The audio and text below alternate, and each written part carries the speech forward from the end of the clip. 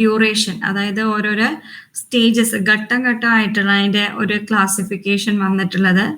അപ്പോൾ നമുക്കറിയാം ഇത് ഏതൊക്കെ ഡ്യൂറേഷനിലാണ് ഈ പിന്നെ മൈഗ്രേഷനുമായി ബന്ധപ്പെട്ട് ഏതൊക്കെ സാഹചര്യങ്ങളിൽ അല്ലെങ്കിൽ ഏതൊക്കെ പിന്നെ ഹിസ്റ്ററിയിൽ നമുക്ക് ഇന്ത്യൻ മൈഗ്രേഷനെ ഏതൊക്കെ പാറ്റേണിൽ ക്ലാസിഫൈ ചെയ്യുന്ന വെച്ച് കഴിഞ്ഞാൽ pre colonial, colonial, post colonial. ഇനി പോസ്റ്റ് കൊളോണിയൽ എമിഗ്രേഷൻ വരുന്നത് സെക്കൻഡ് വേൾഡ് വാറിന് ശേഷമാണ്. അതായത് ഹോൾ ഇന്റർനാഷണൽ മൈഗ്രേഷനിൽ മൊത്തമായിട്ട് മാറ്റം വന്നിട്ടുള്ളൊരു കാലയളവായിരുന്നു പോസ്റ്റ് കൊളോണിയൽ എമിഗ്രേഷൻ, അല്ലെങ്കിൽ പോസ്റ്റ് വേൾഡ് വാറിന്റെ സമയത്ത്. അപ്പോൾ ഈ ഒരു സമയത്ത് മൈഗ്രേഷൻ എന്ന് പറഞ്ഞു കഴിഞ്ഞാൽ എല്ലാവരും മൈഗ്രേറ്റ് ചെയ്യപ്പെടാൻ ശ്രമിച്ചിരുന്നത് ഡെവലപ്ഡ് കൺട്രീസിലേക്കായിരുന്നു. ഡെവലപ്ഡ് കൺട്രീസിലേക്ക് ഒരുപാട് പ്രൊഫഷണൽസും സ്കിൽഡ് ലേബേഴ്സും ഓൺട്രപ്രണേഴ്സും അണ്ടർ ഡെവലപ്ഡ് കൺട്രീസിൽ നിന്നും ഡെവലപ്ഡ് നേഷനിലേക്ക് മൈഗ്രേറ്റ് ചെയ്യാൻ ശ്രമിച്ചുകൊണ്ടിരുന്നു ഒരു ഡ്യൂറേഷൻ.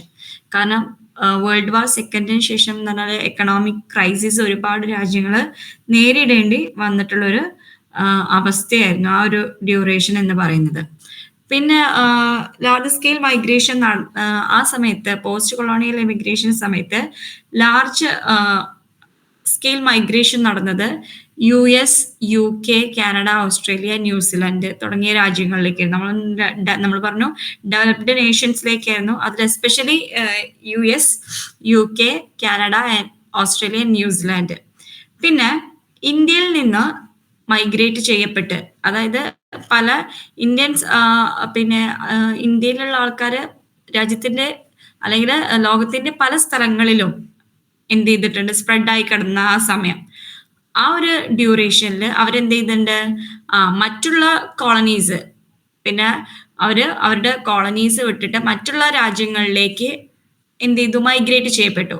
അവരെ അറിയപ്പെട്ടിരുന്നത് ട്വൈസ് മൈഗ്രൻസ് എന്നാണ്. അവര് ഇന്ത്യയിൽ നിന്ന് പുറത്ത് മൈഗ്രേറ്റ് ചെയ്യപ്പെട്ട് പിന്നീട് എന്ത് ചെയ്തു, നമ്മൾ developed nation post world war സെക്കൻഡിന് ശേഷം മറ്റുള്ള ഡെവലപ്ഡ് നേഷനിലേക്ക് മൈഗ്രേറ്റ് ചെയ്യപ്പെട്ടപ്പോൾ അവരെ പിന്നീട് അറിയപ്പെട്ടത് ട്വൈസ്, 2 പ്രാവശ്യം മൈഗ്രേറ്റ് ചെയ്യപ്പെട്ടു ട്വൈസ് മൈഗ്രൻസ് എന്നാണ് അറിയപ്പെട്ടിരുന്നത്. അപ്പൊ ഇത് ആ ഒരു പോസ്റ്റ് കൊളോണിയലിന്റെ എമിഗ്രേഷന്റെ ആ ഒരു ടൈമിൽ, ആ ഡ്യൂറേഷനിൽ പിന്നെ പല അതായത് ഇന്ത്യൻസ് പല ഡയസ്പോറകളും മറ്റുള്ള രാജ്യങ്ങളിൽ ഫോം ചെയ്തിരുന്നു. അപ്പൊ അതിൽ നിന്ന് അവർ വീണ്ടും എന്ത് ചെയ്തു, ഡെവലപ്ഡ് നേഷനിലേക്ക് മൈഗ്രേറ്റ് ചെയ്തപ്പോൾ അവര് അറിയപ്പെട്ടിരുന്നത് ട്വൈസ് മൈഗ്രൻസ് എന്നാണ്. ദെൻ നമുക്ക് നോക്കുകയാണെങ്കിൽ ഫസ്റ്റ് അവർ സെറ്റിൽമെന്റ് നടത്താൻ ശ്രമിച്ചിരുന്നത് എവിടെയായിരുന്നു? First Indian settlement first developed നേഷനിൽ നടത്താൻ ശ്രമിച്ചത് US-ലായിരുന്നു. ഓക്കെ അവര് പിന്നെ US-ലായിരുന്നു അവരെന്ത് ചെയ്തത്, മൈഗ്രേഷൻ നടത്താൻ ശ്രമിച്ചിരുന്നത്. ഓക്കെ, അടുത്തത് പിന്നീട്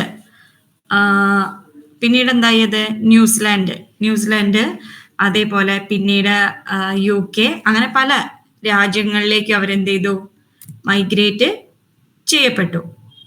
ഓക്കെ, ദെൻ ഇതിന്റെ ഭാഗമായിട്ട് ഇവര് പിന്നെ മൈഗ്രേഷന്റെ ഭാഗമായിട്ട് ഇവര് പല ഭാഗങ്ങളിലേക്ക് സെറ്റിൽമെന്റ് നടത്തുകയാണ്. ദെൻ അടുത്തത് വരുന്നത് പിന്നെ ഇവരുടെ ഒരു പിന്നെ US-ൽ സെറ്റിൽ ചെയ്ത സമയത്തും അതേപോലെ തന്നെ മറ്റുള്ള രാജ്യങ്ങളിലേക്ക് സെറ്റിൽമെന്റ് നടത്തിയ സമയത്തും അവരെന്ത് ചെയ്തു, അവരുടെ ആ ഒരു പിന്നെ എക്കണോമിക് വെൽഫെയറിന് വേണ്ടിയിട്ട് പല ജോലികളിലേക്ക് അവരെന്ത് ചെയ്യാണ്, മൈഗ്രേറ്റ് ചെയ്യപ്പെടുകയാണ്. ഓക്കെ, അപ്പൊ മൈഗ്രേറ്റ് ചെയ്യപ്പെടുന്നതിന്റെ ഭാഗമായിട്ട് അവര് പിന്നെ ഒരുപാട് ഡയസ്പോറകൾ ക്രിയേറ്റ് ചെയ്യപ്പെടുകയാണ്. Okay, then Fasila.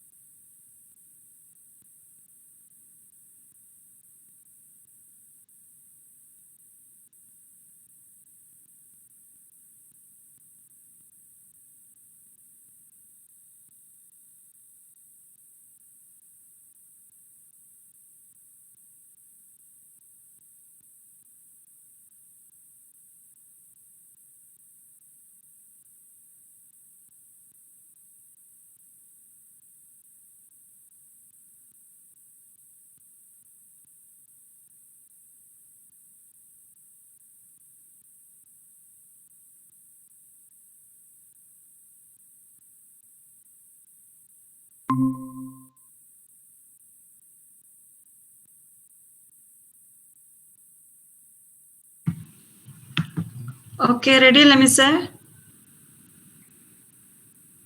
Fasila miss ready അല്ലേ? ഹലോ ഫാസില മിസ്,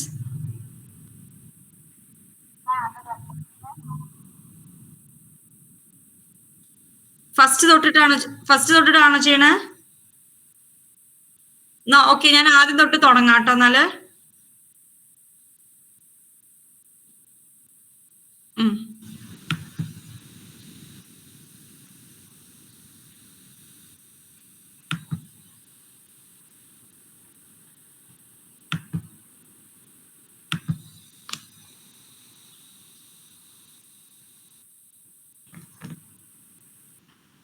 ഓക്കെ, നമ്മള് പിന്നെ ഡയസ്പോറ, ഇന്ത്യൻ ഡയസ്പോറയുമായി ബന്ധപ്പെട്ടിട്ട് ഇന്ത്യൻ മൈഗ്രേഷൻ ഹിസ്റ്ററിയിൽ എങ്ങനെയൊക്കെ മൈഗ്രേഷൻ നടത്തപ്പെട്ടു എന്നുള്ള കാര്യങ്ങളാണ് നമ്മൾ ഇതിൽ ഡിസ്കസ് ചെയ്തുകൊണ്ടിരിക്കുന്നത്. നമുക്ക് ഡ്യൂറേഷൻ, അതായത് pre colonial emigration, colonial, post colonial.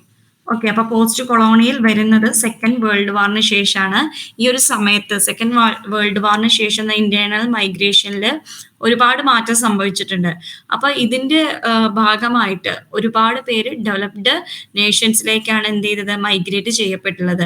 അപ്പോൾ പിന്നെ ഇതിൽ എസ്പെഷ്യലി ഈ ഒരു പിന്നെ ഇന്റർനാഷണൽ മൈഗ്രേഷൻ നടന്ന സമയത്ത് പോസ്റ്റ് വേൾഡ് വാറിന് ശേഷം പിന്നെ പോസ്റ്റ് വേൾഡ് വാറിന്റെ സമയത്ത്, സെക്കൻഡ് വേൾഡ് വാറിന്റെ സമയത്ത് മൈഗ്രേഷൻ നടന്ന സമയത്ത് ഡെവലപ്ഡ് കൺട്രീസിലേക്കാണ് പ്രൊഫഷണൽസും സ്കിൽഡ് ലേബേഴ്സും ഓൺടർപ്രണേഴ്സും എല്ലാം മൈഗ്രേറ്റ് ചെയ്യപ്പെട്ടു പോയിട്ടുള്ളത്. അപ്പോൾ ഈ ഒരു സമയത്ത് പിന്നെ എസ്പെഷ്യലി US, UK, അതേപോലെ തന്നെ ഓസ്ട്രേലിയ, ന്യൂസിലാൻഡ് തുടങ്ങിയ രാജ്യങ്ങളിലേക്കാണ് ഏറ്റവും കൂടുതൽ മൈഗ്രേഷൻ നടന്നിട്ടുണ്ടായിരുന്നത്. അപ്പൊ ഈ ഒരു മൈഗ്രേഷന്റെ ഭാഗമായിട്ട് ഒരുപാട് പേര് ഡെവലപ്പിംഗ് അല്ലെങ്കിൽ അണ്ടർ ഡെവലപ്ഡ് കൺട്രീസ് എന്നെല്ലാം ഡെവലപ്ഡ് നേഷൻസിലേക്ക് മൈഗ്രേറ്റ് ചെയ്യപ്പെട്ടു. ഇന്ത്യയിൽ നിന്ന് ഒരുപാട് പേര് മൈഗ്രേറ്റ് ചെയ്യപ്പെട്ടു. നമുക്കറിയാം ബ്രിട്ടനൊക്കെ സെക്കൻഡ് വേൾഡ് വാറിന്റെ സമയത്ത് UK പോലുള്ള രാജ്യങ്ങൾക്ക് ഒരുപാട് പേരെ യുദ്ധത്തിനൊക്കെ ആവശ്യങ്ങൾക്കായിട്ട് ഇന്ത്യയിൽ നിന്ന് കൊണ്ടുപോയിരുന്നു. പിന്നെ കൂടാതെ ട്വൈസ് മൈഗ്രൻസ് എന്ന് പറയുന്നത് ഈ ഒരു ഇന്ത്യൻസ് പിന്നെ പല രാജ്യങ്ങളിലും ഡയസ്പോറ ഇന്ത്യൻസ് സെറ്റിൽ ചെയ്തിരുന്നു. അവർ വീണ്ടും പിന്നെ എങ്ങോട്ട് വന്നു, ഈ ഡെവലപ്ഡ് നേഷൻസിലേക്ക് വീണ്ടും മൈഗ്രേറ്റ് ചെയ്യപ്പെട്ടു.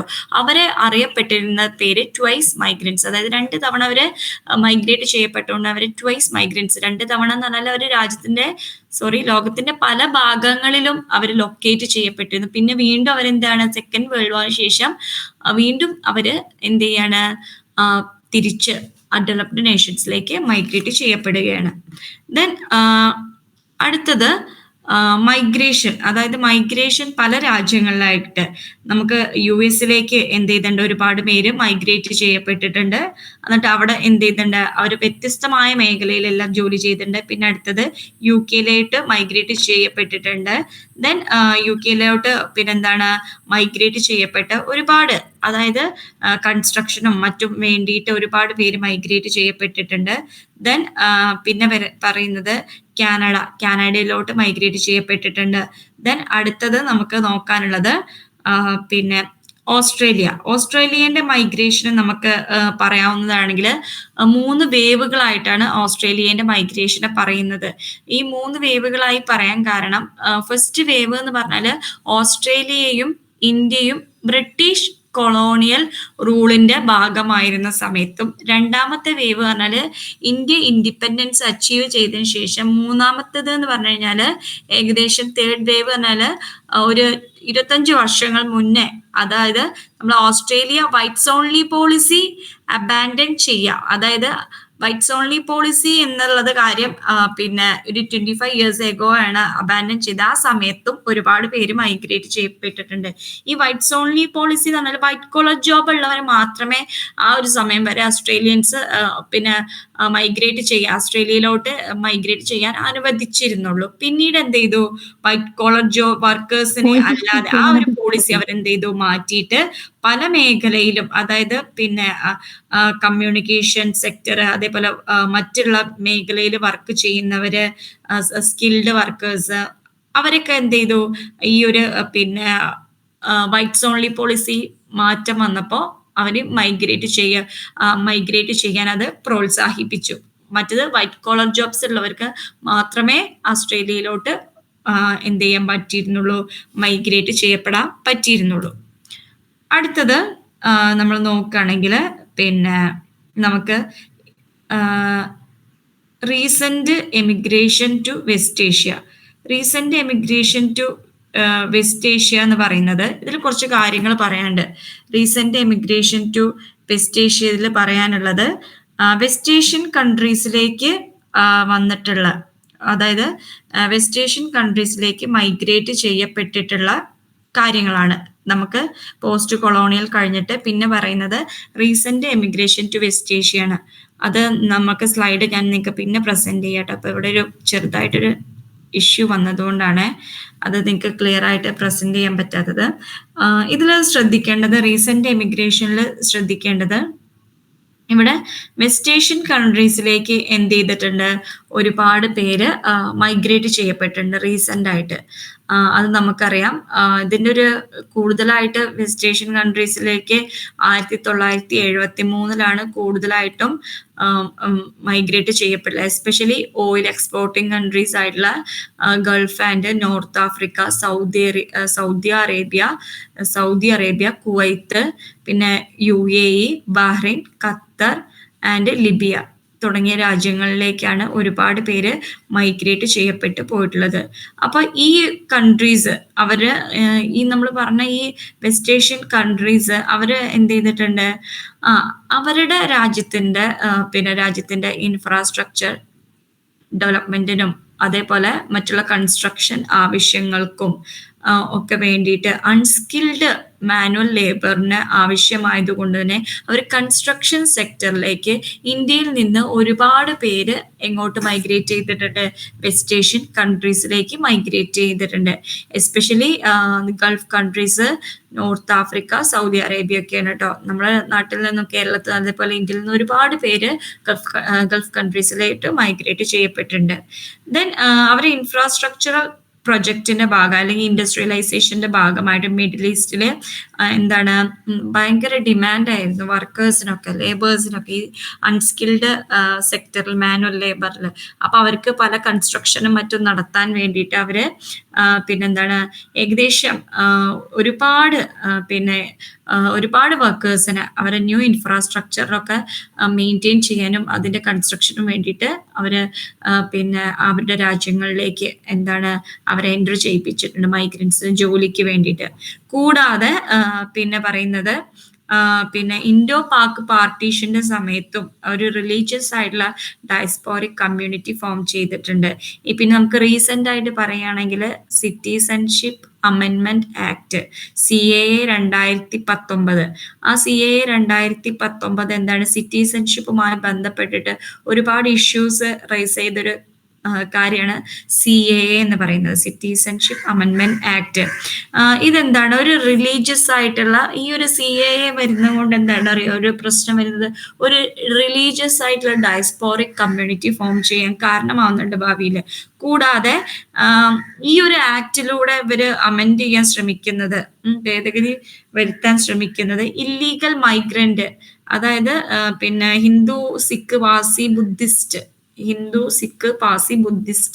ആൻഡ് ക്രിസ്ത്യൻ ഇമിഗ്രൻസ്, അതായത് പാകിസ്ഥാനിൽ നിന്നും അഫ്ഗാനിസ്ഥാനിൽ നിന്നും അതേപോലെ ബംഗ്ലാദേശിൽ നിന്നും ഒരുപാട് പേര് എന്ത് ചെയ്തിട്ടുണ്ട്, ഇന്ത്യയിലേക്ക് മൈഗ്രേറ്റ്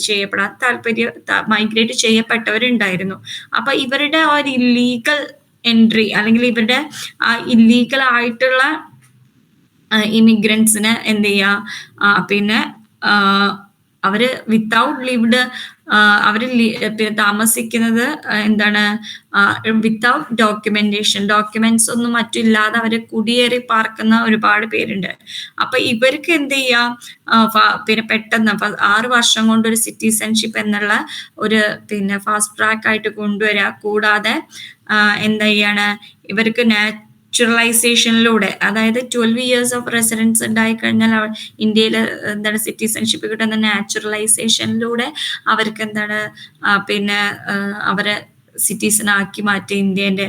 അപ്പൊ ഇതാണ് ആ സിറ്റിസൺഷിപ്പ് അമെൻമെന്റ് ആക്ട് കൊണ്ട് ഇംപ്ലിമെന്റ് ചെയ്യാൻ ശ്രമിക്കുന്നതെങ്കിലും കൂടി ഇതിന്റെ ഒരു ഫോൾട്ട് എന്ന് പറയുന്നത് ഈ ഒരു ബില്ല് ഡിസ്ക്രിമിനേറ്റ് ചെയ്യപ്പെടുന്നുണ്ട്. അതായത് പിന്നെ ഈ ഒരു ബില്ല് മുസ്ലിംസ് എന്ന ജനവിഭാഗത്തെ എന്ത് ചെയ്യുന്നുണ്ട്, അവരുടെ ഈക്വാലിറ്റീനെയും കൂടി എന്ത് ചെയ്യുന്നുണ്ട്, ഈ ഒരു പിന്നെ വയലേറ്റ് ചെയ്യപ്പെടുന്ന രീതിയിലാണ്, അവർക്കൊരു പ്രിസർവ് പ്രൊട്ടക്ഷനും കൊടുക്കാത്ത രീതിയിലാണ് ഈ ഒരു ബില്ല് പിന്നെ ഇംപ്ലിമെന്റ് ചെയ്യാൻ പോകുന്നത്.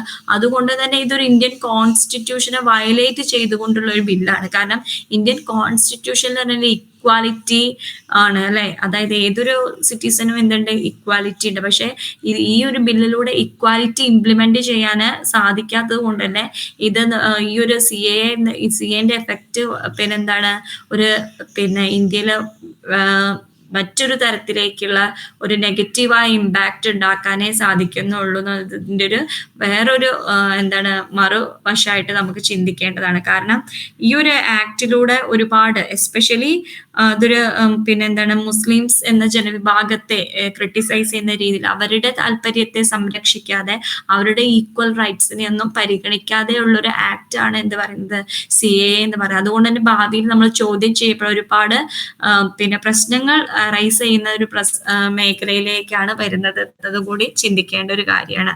അപ്പൊ ഇതും എന്താണ്, ഒരു ഡയസ്പോറയുമായി റിലേറ്റഡ് ആയിട്ട് ബന്ധപ്പെട്ടുള്ള കാര്യമാണ്. ഓക്കെ, ദെൻ അടുത്തത് നമ്മൾ നോക്കുന്നത് perspectives of studying Indian diaspora. Indian diaspora പഠിക്കുന്നതിന്റെ 5 പെർസ്പെക്റ്റീവ്സ് ആണ് പറയുന്നത്.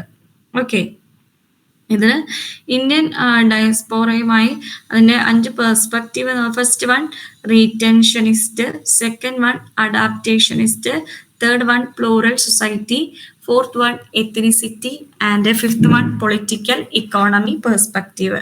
ഇനി ഫസ്റ്റ് നമുക്ക് നോക്കാം ഇന്ത്യൻ അതായത് പിന്നെ നമുക്കറിയാം ഇന്ത്യൻ ഡയസ്പോറയുടെ സ്റ്റഡി എന്ന് പറയുന്നത് എന്താണ്, നമുക്കറിയാം ഏറ്റവും റെലവൻ്റ് ആയിട്ടുള്ള ഒരു കാര്യം. കാരണം ഏറ്റവും കൂടുതൽ പിന്നെ ഇന്ത്യൻ ഡയസ്പോറ ഉള്ള രാജ്യം എന്ന് പറയുന്നത് UAE ആണ്. UAEയിലാണ് ഏറ്റവും കൂടുതൽ ഇന്ത്യൻസ് സെറ്റിൽ ചെയ്തിട്ടുള്ളത്. കൂടാതെ ഇതിന്റെ ഭാഗമായിട്ട് എന്താണ്, ആ ഡയസ്പോറിക് കമ്മ്യൂണിറ്റിയുടെ പല സവിശേഷതകളുണ്ട്. അപ്പൊ അതാണ് നമ്മൾ അതിന്റെ പെർസ്പെക്റ്റീവിലൂടെ പഠിക്കുന്നത്. അപ്പൊ ഈ പെർസ്പെക്റ്റീവ് ഫസ്റ്റ് വൺ എന്ന് പറയുന്നത് ദ റീറ്റൻഷനിസ്റ്റ് പെർസ്പെക്റ്റീവ് ആണ്. ഓക്കെ, ദ റീറ്റൻഷനിസ്റ്റ് പെർസ്പെക്റ്റീവ് എന്ന് പറയുന്നത് ഈ ഒരു റീറ്റൻഷനിസ്റ്റ് പെർസ്പെക്റ്റീവ് എന്നാൽ കൾച്ചറൽ പെർസിസ്റ്റൻസുമായിട്ട് ബന്ധപ്പെട്ടതാണ്. അതായത് കൾച്ചറലായിട്ട് എന്തൊക്കെ മാറ്റങ്ങൾ വരുന്നുണ്ട്. കൂടാതെ പിന്നെ ഈ ഒരു പിന്നെ ഈ ഒരു കൾച്ചറൽ പെർസിസ്റ്റൻസിലൂടെ അക്കൾച്ചറേഷൻ എന്ന പ്രോസസ്സ്, അതായത് നമ്മൾ ആ കൾച്ചറിന്റെ ഒരു എന്താണ് പിന്നെ നമ്മൾ ആ കൾച്ചറിനെ റീറ്റെയിൻ ചെയ്യാൻ ശ്രമിക്കുക. ഒരു മറ്റൊരു ഹോസ്റ്റ്, അതായത് നമുക്കറിയാം ഡയസ്പോറ നമ്മൾ ഹോംലാൻഡിൽ നിന്ന് വിട്ട് മറ്റു പുറത്ത് ജീവിക്കുന്നവരാണ്. അപ്പൊ അവര് അവര് താമസിക്കുന്ന ഹോസ്റ്റ് ലാൻഡ് എത്രത്തോളം അവരെ കൾച്ചറിനെ ബാധിക്കും എന്നുള്ളത് എന്താണ് നമ്മൾ പിന്നെ റീറ്റൻഷനിസ്റ്റ് പെർസ്പെക്റ്റീവിൽ ഡിസ്കസ് ചെയ്യുന്ന ഒരു കാര്യമാണ്. കാരണം ഈ ഒരു റീറ്റൻഷനിസ്റ്റ് പെർസ്പെക്റ്റീവില് ഇന്ത്യൻ ഡയസ്പോറ പഠിക്കുന്ന സമയത്ത് ഇവിടെ എന്താണ്, ഇന്ത്യൻ കൾച്ചറും കസ്റ്റംസും ട്രഡീഷൻസും എന്താണ് അവർ കീപ്പ് ചെയ്തുകൊണ്ടാണ് എന്ത് ചെയ്യുന്നത്, അവരുടെ റീറ്റെയിൻ ചെയ്യുന്നുണ്ട്. പിന്നെ കൂടാതെ പിന്നെ അവര് എന്ത് ചെയ്യുന്നില്ല, അവരുടെ ഡിസപ്പിയർ ചെയ്തുകൊണ്ടല്ല ഇന്ത്യൻസ് മറ്റുള്ള രാജ്യങ്ങളിൽ ജീവിക്കുന്നത് എന്നാണ് പറയുന്നത്. ഈ ഒരു റീറ്റൻഷനിസ്റ്റ് പെർസ്പെക്റ്റീവില് അവരെന്ത് ചെയ്യാണ്, റീറ്റെയിൻ ചെയ്യാണ്.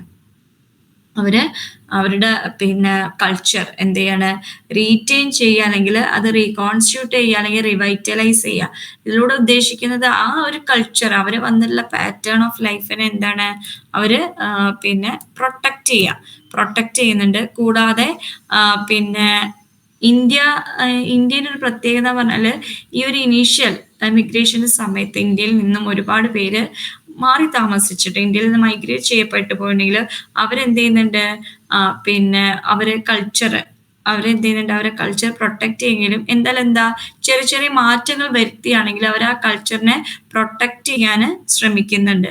കൂടാതെ ഈ ഒരു കൾച്ചറിന്റെ ഭാഗമായിട്ട്, അതായത് റിറ്റൻഷനിസ്റ്റ് പെർസ്പെക്റ്റീവില് നമുക്കറിയാം എന്തുകൊണ്ടാണ് ഈ ഒരു പിന്നെ എന്തുകൊണ്ടാണ് ഈ ഒരു റീറ്റൻഷനിസ്റ്റ് പെർസ്പെക്റ്റീവില് എന്തുകൊണ്ടാണ് പിന്നെ ഇവര് പിന്നെ ഇത്രയും പ്രിസർവ് ചെയ്യുന്നത് കൾച്ചർ എന്ന് വെച്ച് കഴിഞ്ഞാൽ ഇന്ത്യന്റെ കൾച്ചർ എന്ന് പറഞ്ഞാൽ ഇറ്റ് ഈസ് ഡെവലപ്ഡ് ഫ്രം അതിന്റെ റൂട്ട് എന്ന് പറയുന്നത് വില്ലേജസ് ആണ്. വില്ലേജസിൽ നിന്ന് ഡെവലപ്പ് ചെയ്ത കൾച്ചറാണ്. അതുകൊണ്ട് തന്നെ വില്ലേജ് കമ്മ്യൂണിറ്റി എന്ന് പറയുന്നത് അവരെന്ത് ചെയ്യുന്നുണ്ട്, ഒരു ബോണ്ട്, അതായത് കോമൺ ബോണ്ട് ഉണ്ട് ആൾക്കാരുടെ ഇടയിൽ, ഒരു കോമൺ ആയിട്ടുള്ള ഒരു നിലനിൽപ്പ് അല്ലെങ്കിൽ വിശ്വാസമുണ്ട്. കൂടാതെ അവരുടെ ലാംഗ്വേജ്, റേസ്, ഇതെല്ലാം എന്താണ് അവർ കീപ്പ് ചെയ്തുകൊണ്ടിരിക്കണം. അവരൊരു എത്നിക് ഐഡന്റിറ്റി ഉണ്ട് വില്ലേജസിന്. അപ്പൊ സ്വാഭാവികമായിട്ടും ഈ ഒരു പിന്നെ വില്ലേജ് കമ്മ്യൂണിക്കേഷൻ അല്ലെങ്കിൽ വില്ലേജിന്റെ പ്രിസർവേഷൻ എന്ന് പറയുന്നത് ഇന്ത്യൻ കൾച്ചറിനെ ഒന്നും കൂടി എന്ത് ചെയ്യുന്നുണ്ട്, പ്രൊട്ടക്ട് ചെയ്യാൻ സഹായിക്കുന്നുണ്ട്. മോർട്ടൺ ക്ലാസിന്റെ സ്റ്റഡിയിൽ പറയുന്നത് അതായത് ഈസ്റ്റ് ഇന്ത്യൻസ് ട്രിനിഡാഡിലുള്ള ഈസ്റ്റ് ഇന്ത്യൻസ് എന്ന് പറയുന്നത് ഈ ഒരു റീറ്റൻഷനിസ്റ്റ് പെർസ്പെക്റ്റീവിന് ബെസ്റ്റ് എക്സാമ്പിൾ ആണ് പറയുന്നത്. കാരണം വില്ലേജേഴ്സ് എന്ത് ചെയ്യുന്നുണ്ട്, അവരുടെ സോഷ്യോ കൾച്ചർ പ്രൊട്ടക്ട് ചെയ്യുന്നുണ്ട് അല്ലെ, അവരത് റീബിൽഡ് ചെയ്യാണ് വില്ലേജേഴ്സ്. അതുകൊണ്ട് തന്നെ പിന്നെ ഈസ്റ്റ് ഇന്ത്യൻസ് അവർക്ക് സക്സസ്ഫുൾ ആയിട്ട് അവർ വേറൊരു സ്ഥലത്താണെങ്കിലും കൂടി ട്രിനിഡാഡിലാണെങ്കിലും കൂടി അവർ ആ ഹോംലാൻഡിന്റെ എന്താണ് ആ ഒരു പിന്നെ ഫാമിലി എന്നുള്ള ഒരു ബേസിക് ഇൻസ്റ്റിറ്റ്യൂഷൻ കീപ്പ് ചെയ്തുകൊണ്ട് തന്നെയാണ് പിന്നെ ട്രിനിഡാഡിലെ ഇന്ത്യൻസ് എന്ത് ചെയ്യുന്നത്, ജീവിക്കുന്നത്. അപ്പൊ അതൊരു ബെസ്റ്റ് എക്സാമ്പിൾ ആയിട്ടാണ് പറയുന്നത്. കൂടാതെ ഈ ട്രിനിഡാഡിന്റെ വേറൊരു പ്രത്യേകത എന്ന് പറയുന്നത് പിന്നെ വില്ലേജേഴ്സ് അവര് എന്ത് ചെയ്യുന്നുണ്ട്, ഈസ്റ്റ് ഇന്ത്യൻ ഫാമിലി അവരുടെ ഒരു പ്രത്യേകത എന്ന് പറയുന്നത് അവര് ഇപ്പോഴും പാരന്റൽ സെലക്ഷൻ ഓഫ് മേറ്റ്, അതായത് മേറ്റിനെ നമ്മളെ ജീവിത പങ്കാളിയെ തിരഞ്ഞെടുക്കുക പാരന്റ്സിനുള്ള പ്രാധാന്യം, അതേപോലെ ഡിവോഴ്സിനുള്ള ചാൻസ് കുറയ്ക്കുകയും, അതേപോലെ അൺഈക്വൽ സ്റ്റാറ്റസ് വിമന്റെ നമ്മളെ സമൂഹത്തിൽ സാധാരണയായി കണ്ടുവരുന്നതാണ് വിമന്റെ അൺഈക്വൽ സ്റ്റാറ്റസ്. അപ്പൊ വിമന്റെ അൺഈക്വൽ സ്റ്റാറ്റസും മെയിൻറ്റെയിൻ ചെയ്തു പോകുന്ന ഒരു വിഭാഗക്കാരാണ് ട്രിനിഡാഡിലുള്ള ഈസ്റ്റ് ഇന്ത്യൻസ്. അത് നമുക്ക് നമ്മളെ ഗ്രാമങ്ങളിലുള്ള ആ എന്താണ് അതിന്റെ തനതായ രൂപത്തിൽ ആ കൾച്ചറിനെ അവർ പ്രിസർവ് ചെയ്ത് കൊണ്ടുവരികയാണ്. അതാണ് ഈ റിട്ടൻഷനിസ്റ്റിൽ പറയുന്നത്. പിന്നെ ഇതിന്റെ ഭാഗമായിട്ട് അവരെന്ത് ചെയ്യാണ്, പിന്നെ അവരുടെ ഒരു റീറ്റൻഷനിസ്റ്റ് പെർസ്പെക്റ്റീവ് ആ കൾച്ചറിനെ റീറ്റെയിൻ ചെയ്യുകയും മാത്രമല്ല അതെന്താ അതേപോലെ അവർ ചെന്നെത്തിയ ലാൻഡിൽ അത് അതേപോലെ ഇംപ്ലിമെന്റ് ചെയ്യാനാണ് ശ്രമിക്കുന്നത്. കൂടാതെ ഇവിടെ ഈ ഒരു പെർസ്പെക്റ്റീവ് ചെറിയ ചെറിയ ഡ്രോബാക്കുകൾ ഉണ്ട് കേട്ടോ. ഈ ഒരു പിന്നെ പെർസ്പെക്റ്റീവില് ഇവർ പഠിക്കുന്നത് എന്താണ്, വില്ലേജസ് എത്രത്തോളം കണക്റ്റഡ് ആയിട്ടുണ്ടെന്ന്. കൂടാതെ പിന്നെ ഇനീഷ്യൽ, അതായത് നമുക്കറിയാം ഇന്ത്യയിൽ പിന്നെ ഒരുപാട് ഇന്ത്യൻ കൾച്ചറിൽ ഒരുപാട് മാറ്റങ്ങൾ വന്നിട്ടുണ്ട്. കൂടാതെ ഇന്ത്യൻസ് മറ്റു നാടുകളിലും താമസിക്കുന്ന രീതിയിലും അവര് എന്ത് ചെയ്യുന്നുണ്ട്, ആ ഹോസ്റ്റ് ലാൻഡിന്റെ ഐഡന്റിറ്റിയുമായിട്ട് എന്ത് ചെയ്യുന്നുണ്ട്, അവര് അതിലോട്ട് മാറാൻ ഒരുപാട് മാറ്റം വരികയും ചെയ്തിട്ടുണ്ട്. പക്ഷെ ഈ ഒരു റീറ്റൻഷനിസ്റ്റ് പെർസ്പെക്റ്റീവില് എത്രത്തോളം മാറ്റം വന്നു നമ്മൾ പറയുന്നത്, ഇന്ത്യൻസ് മറ്റുള്ള സ്ഥലങ്ങളിൽ ചെന്നാൽ അവരുടെ ഹോസ്റ്റ് ലാൻഡ് ചെന്നാൽ അവരുടെ ഹോം ലാൻഡുമായിട്ടുള്ള ട്രഡീഷനുമായിട്ട് കീപ്പ് ചെയ്യുന്നുണ്ടെന്ന് പറഞ്ഞാലും അതിന് മാറ്റങ്ങൾ വന്നിട്ടുണ്ട്. ആ മാറ്റങ്ങൾ എത്രത്തോളം എന്നുള്ളത് ഈ ഒരു റീറ്റൻഷനിസ്റ്റ് പെർസ്പെക്റ്റീവിൽ അവർ വിശദമായിട്ട് പഠനം നടത്തിയിട്ടില്ല എന്ന് പറയുന്നതിന്റെ ഒരു ഡ്രോബാക്ക് ആണ് എന്നാണ് പറയുന്നത്. അടുത്തത് ദി അഡാപ്റ്റേഷനിസ്റ്റ് പെർസ്പെക്റ്റീവ്. അഡാപ്റ്റേഷൻ എന്ന് പറഞ്ഞാൽ എന്താണ്, ഈ അഡാപ്റ്റേഷൻ എന്ന് പറഞ്ഞാൽ ഹോസ്റ്റ് സൊസൈറ്റിന്റെ സോഷ്യൽ എൻവയോൺമെന്റുമായിട്ട് അവർ എത്രത്തോളം പൊരുത്തപ്പെട്ടു പോയിട്ടുണ്ട് എന്നാണ് ഈ ഒരു അഡാപ്റ്റേഷനിസ്റ്റ് പെർസ്പെക്റ്റീവിൽ പഠിക്കുന്നത്. അത് പിന്നെ ആർ കെ ജെയിൻ അദ്ദേഹത്തിന്റെ വർക്കിൽ 1970 അഡാപ്റ്റേഷനിസ്റ്റ് പെർസ്പെക്റ്റീവ് ഫോക്കസ് ചെയ്യുന്നത് എസ്പെഷ്യലി മലേഷ്യയില് സൗത്ത് ഇന്ത്യൻ മൈഗ്രൻസിന്റെ പ്രത്യേകതയാണ്. അവരുടെ ഒരു വർക്ക് എന്ന് പറയുന്നത് റബ്ബർ പ്ലാന്റേഷനിലാണ്. അപ്പൊ ഈ ഒരു റബ്ബർ പ്ലാന്റേഷനിൽ വർക്ക് ചെയ്യുന്ന എസ്പെഷ്യലി സൗത്ത് ഇന്ത്യൻസ് എങ്ങനെയാണ് അവര് ആ ഒരു മലേഷ്യൻ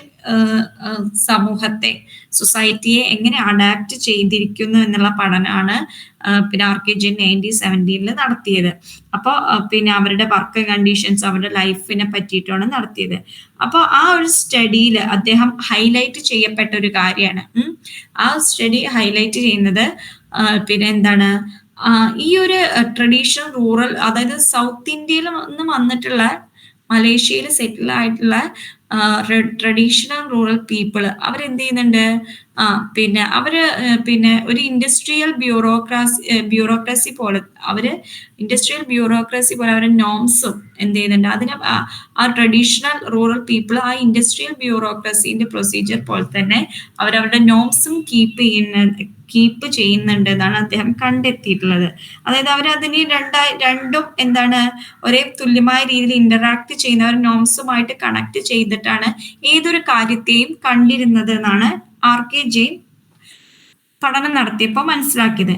ദെൻ ബർട്ടൺ ബെനഡിക്റ്റ് 1961 അദ്ദേഹം പഠനം നടത്തിയതിൽ കണ്ടതാണ്, അതായത് മൗറീഷ്യസില് സെറ്റിൽഡ് ആയിട്ടുള്ള ഇന്ത്യൻസ്, മൗറീഷ്യസില് സെറ്റിൽഡ് ആയിട്ടുള്ള ഇന്ത്യൻസ് അവരെന്ത് ചെയ്യുന്നുണ്ട്, അവര് പിന്നെ കൃത്യമായിട്ട് അതായത് ഈ പഠനം നടത്തിയ സമയത്ത് അവര് പിന്നെ ഈ ഒരു പിന്നെ മൗറീഷ്യസിൽ സെറ്റിൽഡ് ആയ പീപ്പിള് അവർ കൃത്യമായിട്ട് ഫിസിക്കലായിട്ടും ഡെമോഗ്രാഫിക് ആയിട്ടും പൊളിറ്റിക്കൽ സെറ്റിങ്ങിലും എങ്ങനെ അവര് കൃത്യമായിട്ട് ജീവിതം മുന്നോട്ട് നയിക്കുന്നുണ്ട് എന്നതിന്റെ പഠനം കൂടാതെ ഇതില് ഇന്ത്യൻ സിറ്റുവേഷൻസ് അതില് പിന്നെ അദ്ദേഹം ബർട്ടൺ ബെനഡിക്റ്റ് പഠനം നടത്തുമ്പോൾ ഇന്ത്യൻ സിറ്റുവേഷൻസിൽ എസ്പെഷ്യലി ഹൗസ് ഹോൾഡിന്റെ കാര്യം, അതായത് മൗറീഷ്യസിലുള്ള ഇന്ത്യൻസ് അവര് പിന്നെ അവരെ പറ്റിയിട്ട് പഠനം നടത്തുമ്പോൾ എസ്പെഷ്യലി ഹൗസ് ഹോൾഡിന്റെ കാര്യമായാലും ലാൻഡ് ടെനറിന്റെ കാര്യമായാലും ഡൊമസ്റ്റിക് എക്കണോമി കിൻഷിപ്പ് മാരേജ് ഒക്കെ ആയാലും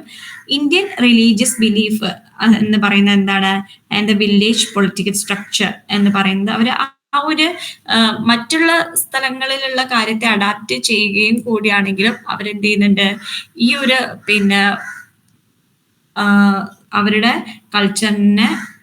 കൾച്ചറും കൂടി എന്ത് ചെയ്യുന്നുണ്ട്, ചെറിയ ചെറിയ കാര്യങ്ങളിൽ ഫോക്കസ് ചെയ്ത് കൊണ്ടുപോകുന്നുണ്ട് എന്നാണ് പറയുന്നത്. അഡ്രിൻ മേയർ ഒരു പഠനം നടത്തി, അതായത് ഫിജിയിലുള്ള ഇന്ത്യൻ സമൂഹത്തിനെ പറ്റിയിട്ട്. അവിടെ അവരുടെ സെറ്റിൽമെന്റ് എന്ന് പറയുന്നത് Indian pattern of settlement, rural ആക്ടിവിറ്റിയും അതേപോലെ കാസ്റ്റ് കൾച്ചറൊക്കെ അവരെന്ത് ചെയ്യുന്നുണ്ട്, ആ ഒരു ആസ്പെക്റ്റിന്റെ ഭാഗമായിട്ട് അവരെന്ത് ചെയ്യുന്നുണ്ട്, കീപ്പ് ചെയ്ത് കൊണ്ടുവരുന്നുണ്ട്, അഡാപ്റ്റ് ചെയ്ത് കൊണ്ടുവരുന്നുണ്ട്. കാരണം അവര് പിന്നെ ഫിജിയിൽ സെറ്റിൽ ആയാലും ആ ഇന്ത്യൻ പാറ്റേണുമായിട്ട് അവര് പിന്നെ വേറൊരു രാജ്യത്തായാലും അത് അഡാപ്റ്റ് ചെയ്യുന്നുണ്ട്.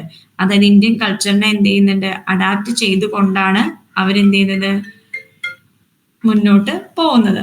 ദെൻ ഈ ഒരു സ്റ്റഡീന്റെ ഒരു പിന്നെ ഈ ഒരു അഡാപ്റ്റേഷനിസ്റ്റ് പെർസ്പെക്റ്റീവിന്റെ ഒരു ഡ്രോബാക്ക് എന്ന് വെച്ച് കഴിഞ്ഞാൽ അവർ ഫോക്കസ് ചെയ്യുന്നത് എന്തിനാന്ന് വെച്ച് കഴിഞ്ഞാല് അവര് ഡൊമസ്റ്റിക് ആയിട്ടുള്ള കാര്യങ്ങൾ, എസ്പെഷ്യലി എന്താണ് മൈക്രോ ആസ്പെക്ട്സ് ആണ് അവർ ഫോക്കസ് ചെയ്യുന്നത്, സച്ച് വർക്കിംഗ് കണ്ടീഷൻസ്, അതേപോലെ നോംസ്, ഫിസിക്കൽ, അതേപോലെ എക്കണോമിക്, സോഷ്യൽ സെറ്റിങ്സ്, ഇതെല്ലാമാണ് അവര് ഫോക്കസ് ചെയ്തുകൊണ്ട്. അതേപോലെ ഡൊമസ്റ്റിക് എക്കണോമി, ലാൻഡ് ടെനുവർ, ഇതെല്ലാം ഈ ഒരു മൈക്രോ ആസ്പെക്ട്സിലാണ് അവര് എന്ത് കാണുന്നത്, ഈ ഒരു അഡാപ്റ്റേഷനിസ്റ്റ് പെർസ്പെക്റ്റീവിനെ കാണുന്നത്. പക്ഷേ ഇവരൊരു മാക്രോ ആസ്പെക്ട്സിൽ ഡയസ്പോറ കമ്മ്യൂണിറ്റിനെ പഠിച്ച, മാക്രോ എന്ന് പറഞ്ഞാൽ അതിന്റെ ടോട്ടാലിറ്റിനെ പറ്റിയിട്ട് നമുക്ക് പറഞ്ഞു. ഇവരൊക്കെ ഈ പഠനം നടത്തിയ ആൾക്കാരൊക്കെ ഫോക്കസ് ചെയ്തത് അവരുടെ എന്താണ് ചെറിയ മീൻസ് ഹൗസ് ഹോൾഡ്, അങ്ങനെ പിന്നെ മൈക്രോ ആസ്പെക്ട്സ് മാത്രമേ പിന്നെ ഹൗസ് ഹോൾഡ്, അതേപോലെ മാരേജ്, കിൻഷിപ്പ്, ഇങ്ങനത്തെ കാര്യങ്ങൾ മാത്രമേ പഠനം, ഒരു ടോട്ടാലിറ്റിനെ പറ്റിയിട്ട് പഠനം നടത്താൻ ഈ അഡാപ്റ്റേഷനിസ്റ്റ് പെർസ്പെക്റ്റീവ് സ്റ്റഡീസ് നടത്തിയവർക്ക് സാധിച്ചിട്ടില്ല. അടുത്തതാണ് പ്ലൂറൽ സൊസൈറ്റി പെർസ്പെക്റ്റീവ്.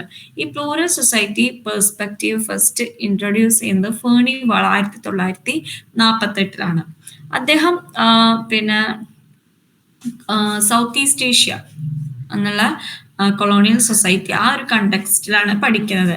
അദ്ദേഹം ഈ പ്ലൂറൽ സൊസൈറ്റീനെ അദ്ദേഹം പഠന വിധേയമാക്കുമ്പോൾ, പ്ലൂറൽ സൊസൈറ്റി പെർസ്പെക്റ്റീവില് പഠന വിധേയമാക്കുമ്പോൾ അദ്ദേഹം സൊസൈറ്റി എന്ന് പറയുന്നത് എന്താണ്, 3 ക്യാരക്ടറിസ്റ്റിക്സ് മെയിൻ ആയിട്ട് ഉണ്ടായിരിക്കണം, 3 പിന്നെ സൊസൈറ്റി പോസസ് 3 ക്യാരക്ടറിസ്റ്റിക്സ് എന്നാണ് അദ്ദേഹം പറയുന്നത്. ഫസ്റ്റ് വൺ പറയുന്നത് cultural, second one economical, third one political. Culturally എന്ന് പറഞ്ഞാൽ പ്ലൂറൽ സൊസൈറ്റി എന്ന് പറഞ്ഞാൽ കഴിഞ്ഞാൽ എന്താണ് കൾച്ചറൽ സെക്ഷൻസ് ആണ്.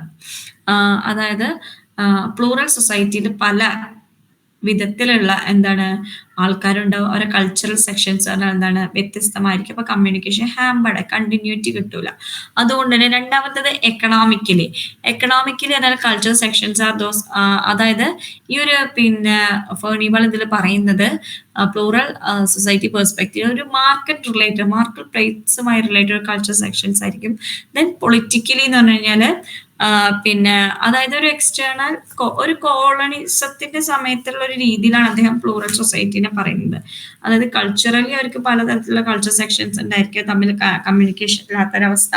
എക്കണോമിക്കലി അവർ എന്താണ് മാർക്കറ്റ് റിലേറ്റഡ്, അതായത് അവര് എന്ത് കൃഷി ചെയ്താലും അവർ എന്താണ് മാർക്കറ്റിൽ അവർക്ക് അതിനെ വിപണനം നടത്തേണ്ട ഒരു ആവശ്യമാണ്. കാരണം അന്ന് ഡോമിനേറ്റ് ചെയ്യുന്ന കൊളോണിയൽ പവറാണ്, അവരുടെ മുന്നിലാണ് നമ്മൾ ഈ സാധനങ്ങളും മറ്റും വിൽക്കപ്പെടുന്നത്. ദെൻ പൊളിറ്റിക്കലി എന്ന് പറയുമ്പോൾ എക്സ്റ്റേണൽ പവറാണ് അവര് എന്താ ചെയ്യുന്നത് ഡോമിനേറ്റ് ചെയ്യപ്പെടുന്നത്. അപ്പൊ ഈ ഒരു 3 ക്യാരക്ടറിസ്റ്റിക്സ് ഉണ്ടായിരിക്കാം സൊസൈറ്റിക്ക് എന്നാണ് ഫേണിവാൾ പറയുന്നത്. അടുത്തത് ഈ ഒരു പ്ലൂറൽ സൊസൈറ്റിയുമായിട്ട് അടുത്തത് പറയുന്നത് R.K. ജെയിനിന്റെ ആർഗ്യുമെന്റ് ആണ്. അതായത് R.K. ജെയിൻ ആർഗ്യൂ ചെയ്യുന്നത് ഈ പിന്നെ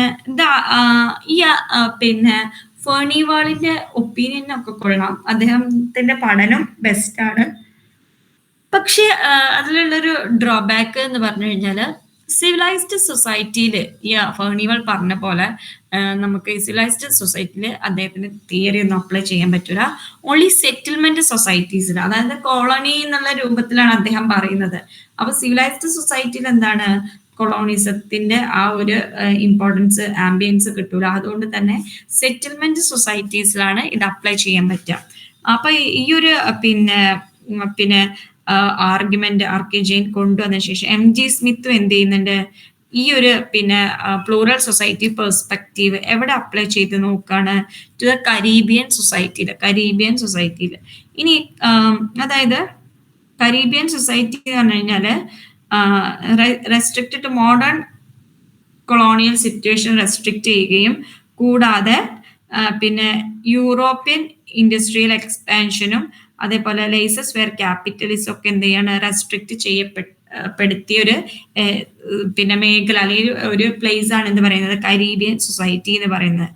കൂടാതെ ഈ ഒരു പ്ലൂറൽ സൊസൈറ്റി പെർസ്പെക്റ്റീവ് നമുക്കറിയാം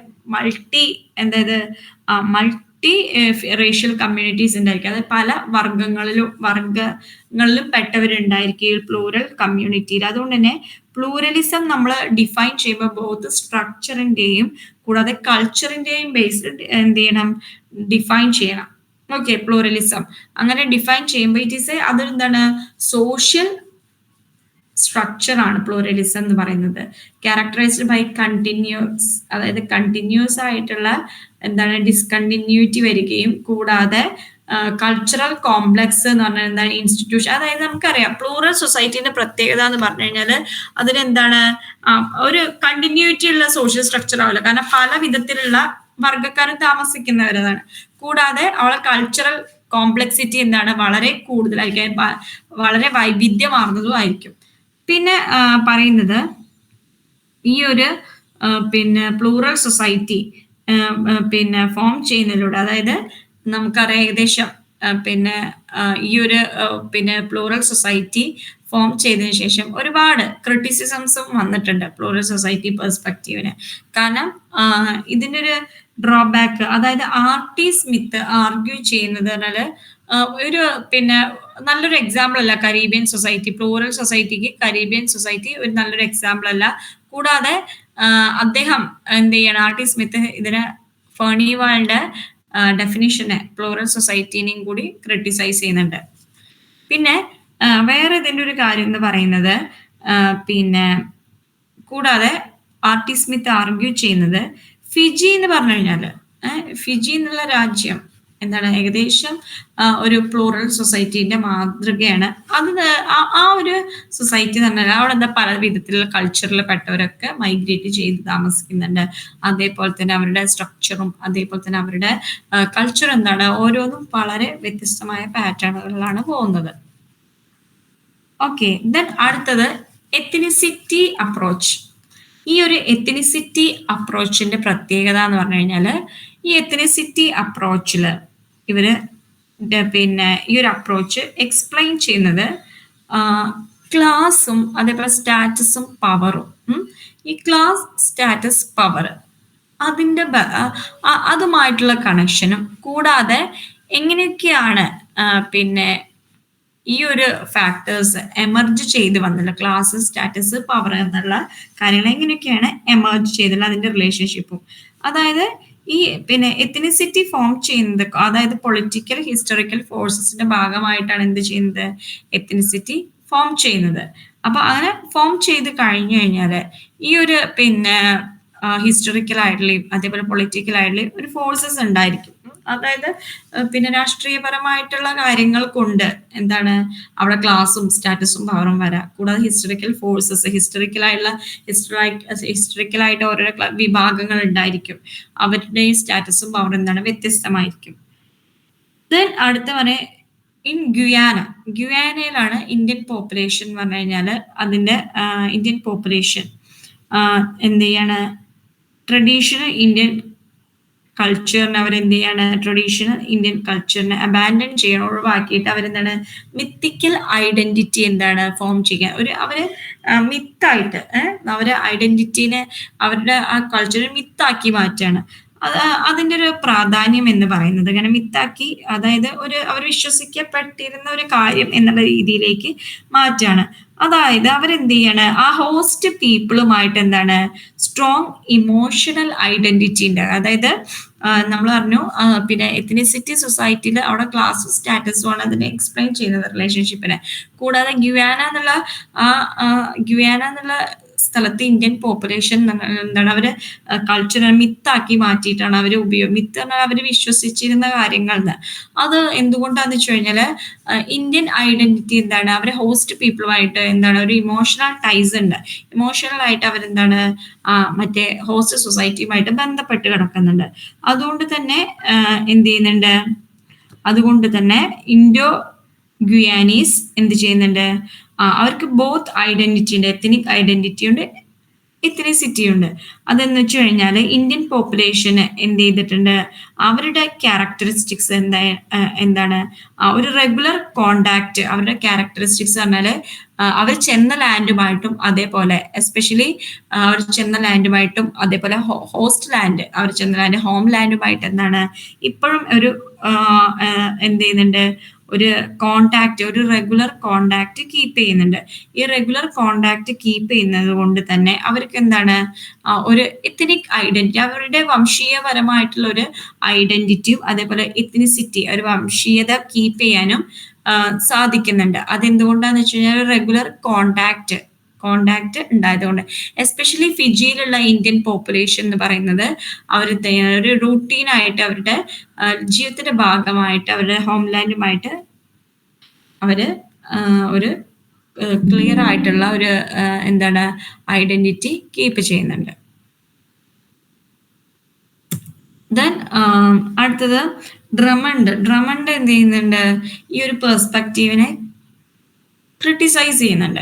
എങ്ങനെ ക്രിട്ടിസൈസ് ചെയ്യുന്നതെന്ന് വെച്ച് കഴിഞ്ഞാൽ എത്നിസിറ്റി അതായത് ഈ ഒരു പെർസ്പെക്റ്റീവ് എത്നിസിറ്റി വംശീയത അല്ലെങ്കിൽ അവരുടെ വംശവുമായി ബന്ധപ്പെട്ടിട്ട് കൂടാതെ ഈ ഒരു പിന്നെ എത്നിസിറ്റി അപ്രോച്ചിൽ ഒരു എക്സ്പ്ലനേറ്ററി ഫോമിൽ അല്ലെങ്കിൽ ഡിസ്ക്രിപ്റ്റീവ് ആയിട്ടാണ് പറയുന്നത്. ഒരു അനാലിസിസും മറ്റും നടത്താതെ അവർ കണ്ടെത്തിയ കാര്യങ്ങൾ ഒരു വിശദമായ അപഗ്രഥനം കൊടുക്കാതെ എന്ത് ചെയ്യാണ് അവര് അതിന് ഒരു വിശകലനം എന്നുള്ള അതായത് കൃത്യമായിട്ട് വിശകലനം നടത്താതെ ഒരു വിവരണം എന്നുള്ള രീതിയിലാണ് എന്ത് ചെയ്യുന്നത് ഈ ഒരു പെർസ്പെക്റ്റീവ് എത്നിസിറ്റി അപ്രോച്ച് പഠനം നടത്തുന്നത്.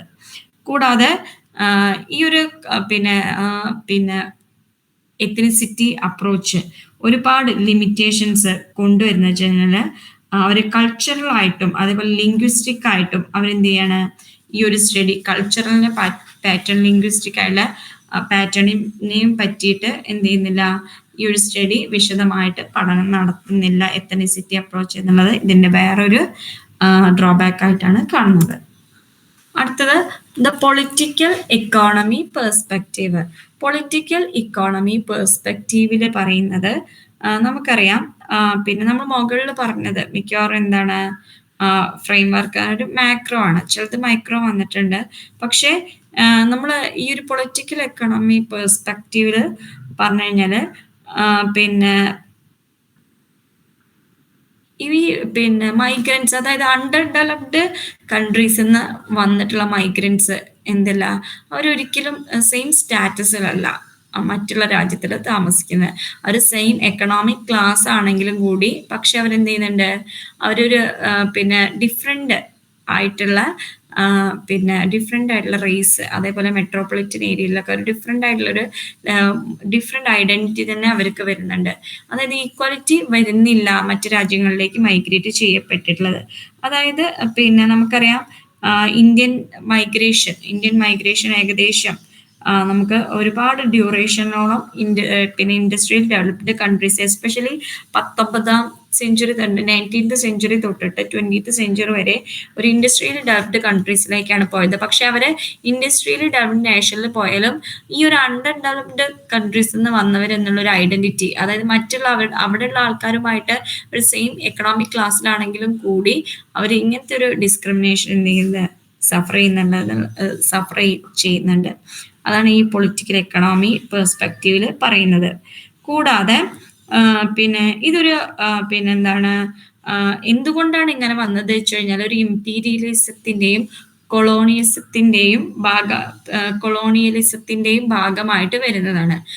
അതായത് നമുക്കറിയാം ഒരുപാട്, അതായത് പിന്നെ കോളനികളാക്കിയ രാജ്യങ്ങളുണ്ടായത് അവരൊക്കെ എപ്പോഴും അണ്ടർ ഡെവലപ്ഡ് എന്നുള്ള രീതിയിലും, അതേപോലെ പിന്നെ വലിയ വലിയ ഡെവലപ്ഡ് ആയ നേഷൻസ് അവർക്ക് ഒരുപാട് കോളനികൾ ഉണ്ടാക്കുകയും ചെയ്തു. അങ്ങനെ അപ്പോൾ ഈ ഒരു അണ്ടർ ഡെവലപ്ഡ് നേഷൻസ് എന്ന് വന്നവർ ഇപ്പോഴും എന്താണ്, അവരെന്താണ് ഒരു സെയിം സ്റ്റാറ്റസ് അല്ല കിട്ടുന്നത് എന്നാണ് പറയുന്നത്. കൂടാതെ ഈ ഒരു പെർസ്പെക്റ്റീവില് പറയുന്നത് പിന്നെ ഗ്ലോബൽ മൈഗ്രേഷനും അതേപോലെ ഗ്ലോബൽ വ്യൂവില് നമ്മൾ മൈഗ്രേഷനും സെറ്റിൽമെന്റും അതേപോലെ ഇന്ത്യൻ കമ്മ്യൂണിറ്റീസും നോക്കുകയാണെങ്കിൽ എന്താണ് ഇതിന്റെ പ്രത്യേകത എന്ന് വെച്ച് കഴിഞ്ഞാൽ ഒരു ഡെവലപ്മെന്റും അണ്ടർ ഡെവലപ്മെന്റും എന്നുള്ള ഒരു പിന്നെ രീതിയിലേക്ക് അവരെന്ത് ചെയ്യുന്നുണ്ട്, മാറുന്നുണ്ട്. അതായത് ഡെവലപ്ഡ് നേഷനിലുള്ള അണ്ടർ ഡെവലപ്ഡ് കൺട്രീസിൽ നിന്ന് വന്നവര് എന്നുള്ളൊരു രീതിയിലാണ് അവർ ട്രീറ്റ് ചെയ്യുന്നത്. കൂടാതെ പിന്നെ ഈ ഒരു പെർസ്പെക്റ്റീവില് എന്താണ് ഇന്ത്യൻ കമ്മ്യൂണിറ്റിയിൽ നിന്ന് വന്നവരെന്താണ് ഒരു ഗ്ലോബൽ പോപ്പുലേഷന്റെ ഒരു ഡിപ്രൈവ്ഡ് സെക്ഷൻ, അതൊരു അടിച്ചമർത്തപ്പെട്ട ഒരു സെക്ഷൻ ആയിട്ടാണ് ഇപ്പോഴും സമൂഹം കാണുന്നത് ഗ്ലോബൽ കമ്മ്യൂണിറ്റിയിൽ എന്ന് പറയുന്നത്.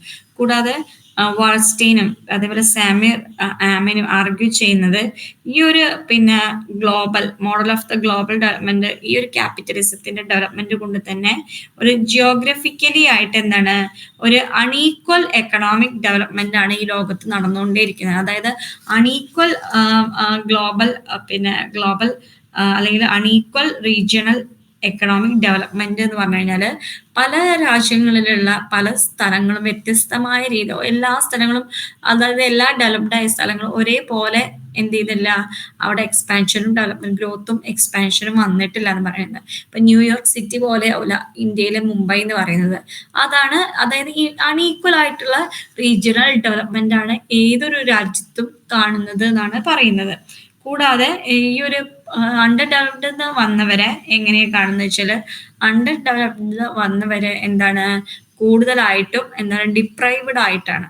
അതായത് അവരൊരു ഗ്ലോബൽ പോപ്പുലേഷന്റെ ഒരു അടിച്ചമർത്തപ്പെട്ട സെക്ഷൻ എന്നുള്ള രീതിയിൽ അവരെ മാറ്റി കാണുന്നു എന്നുള്ളത് എന്താണ് ഈ ഒരു പെർസ്പെക്റ്റീവിന്റെ വ്യത്യാസമാണ്. അതായത് ഇന്ത്യൻ ഡയസ്പോറയിൽ ഇന്ത്യയിൽ നിന്ന് മൈഗ്രേറ്റ് ചെയ്യപ്പെട്ട് മറ്റ് സ്ഥലങ്ങളിൽ അല്ലെങ്കിൽ മറ്റുള്ള പിന്നെ കോണ്ടിനെന്റ്സ് അല്ലെങ്കിൽ മറ്റുള്ള നേഷൻസിൽ താമസിക്കുന്നവർ ഇപ്പോഴും എന്താണ് ഒരു അടിച്ചമർത്തപ്പെട്ട സെക്ഷൻ എന്നുള്ള ഒരു ഗ്ലോബൽ പോപ്പുലേഷനിൽ മാറി കിടക്കുകയാണെന്നാണ് ഈ ഒരു പെർസ്പെക്റ്റീവില് പറയുന്നത്.